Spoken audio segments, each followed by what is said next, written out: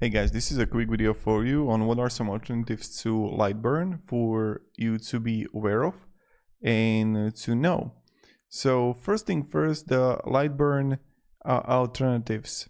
So the first alternative that you can actually check out for yourself is a laser GRBL. So this is the first one that you can actually check out. This is the most popular free open source laser engraving software specifically designed for GRBL based hobby laser engravers. Now it's only for Windows, it's a free and open source, simple beginner friendly interface, image engraving with grayscale conversion, vectorization, real-time override controls, user-defined custom buttons, G-code preview and simulation, lightweight, but it's limited file format support like SFG only, no AIDXCF PDF. What's going on, everyone? California has been at the forefront of cannabis. And also another thing that is like important is that you don't have any layer system.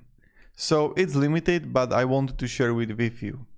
Now the Laser Web 4 is another one that you can actually like check out for yourself.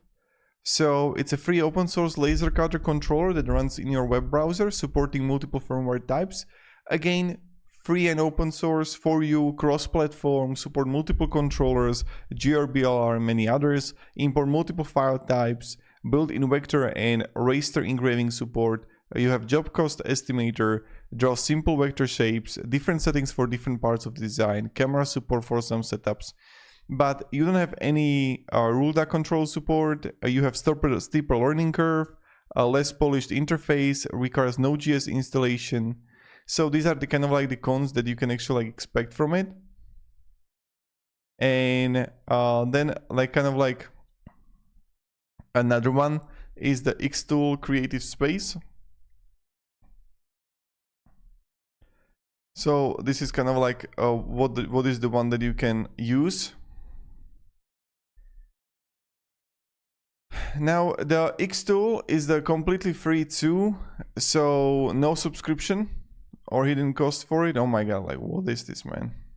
So that's something that you can actually do.